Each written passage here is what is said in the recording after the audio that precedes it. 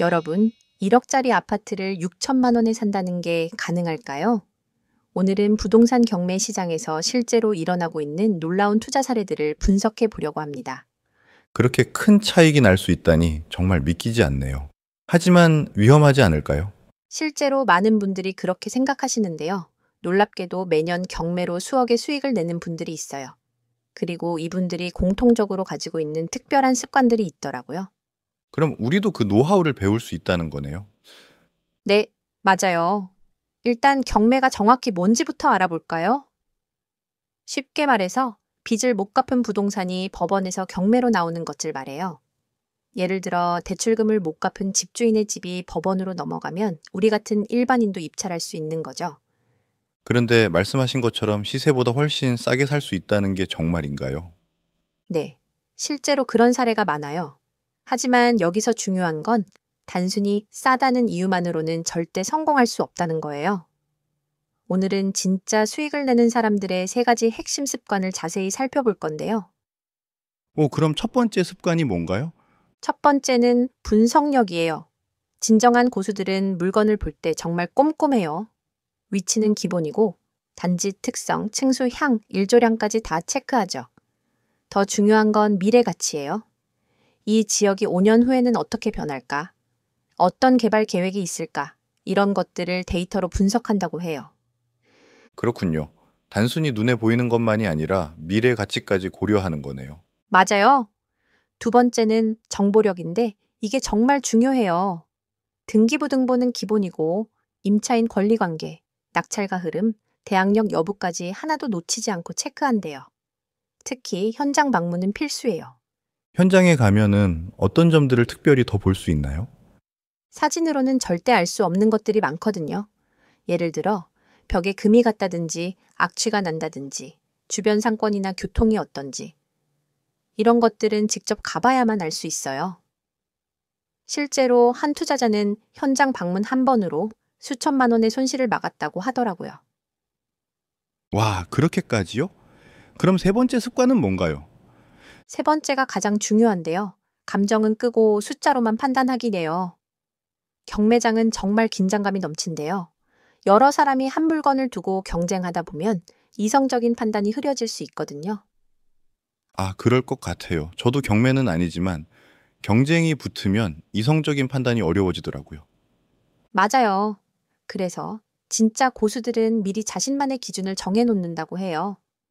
이 물건은 최대 얼마까지만 입찰하겠다. 이런 식으로요. 그리고 그 선을 넘으면 미련 없이 포기한대요. 그런데 그게 쉽지는 않을 것 같은데요. 네, 맞아요. 그래서 이런 말도 있더라고요. 경매는 돈을 버는 게 아니라 잃지 않는 게 먼저다. 실제로 한 성공한 투자자는 100번의 경매 중에 실제로 낙찰받은 건 10번도 안 된다고 다 다해요.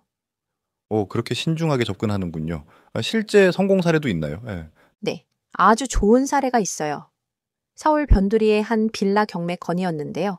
시세가 1억 2천만 원이었던 빌라를 7천만 원에 낙찰받은 투자자 이야기예요. 이분이 정말 우리가 오늘 이야기한 세 가지 습관을 완벽하게 보여줬거든요. 어떻게 해요?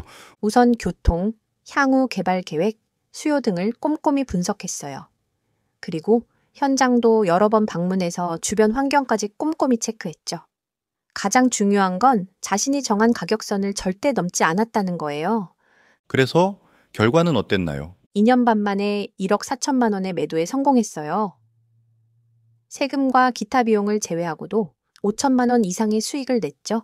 이게 바로 체계적인 접근의 결과라고 할 수 있어요. 정말 대단하네요. 그런데 이런 성공 사례만 있는 건 아니겠죠. 물론이에요. 실패 사례도 많아요. 예를 들어 한 초보 투자자는 시세보다 싸다는 이유로 급하게 입찰했다가 큰 손해를 봤대요. 나중에 알고 보니 재개발 예정 구역이었는데 보상가가 너무 낮았던 거죠. 아, 그래서 정보력이 중요하다고 하셨던 거군요. 아, 네, 맞아요. 그리고 또 하나 중요한 게 있는데 바로 시장 흐름을 읽는 거예요. 요즘처럼 부동산 시장이 불안정할 때는 더욱 신중해야 해요. 그럼 초보자들은 어떻게 시작하는 게 좋을까요? 처음부터 큰 금액을 투자하는 건 위험해요. 우선 작은 물건부터 시작하는 게 좋아요. 그리고 반드시 전문가의 조언을 구하세요. 실제로 많은 성공한 투자자들이 처음에는 멘토의 도움을 받았다고 해요. 오늘 정말 유익한 이야기였네요. 법원 경매가 생각보다 체계적이고 전문적이네요. 네, 맞아요. 마지막으로 다시 한번 정리해 볼까요? 첫째, 분석력이에요. 단순히 싸다고 덤비지 말고 정말 가치가 오를 수 있는 물건을 찾아야 해요.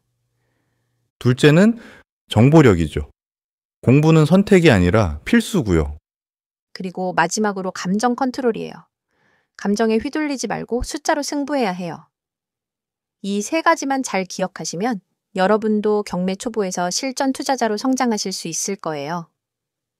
다음에는 실제 경매 참여 방법도 다뤄주시면 좋겠어요. 네, 좋은 생각이네요. 다음에는 경매 초보가 첫 낙찰 받는 법에 대해 자세히 다뤄보도록 하겠습니다. 오늘 이야기가 경매에 관심 있는 분들께 도움이 됐길 바라요.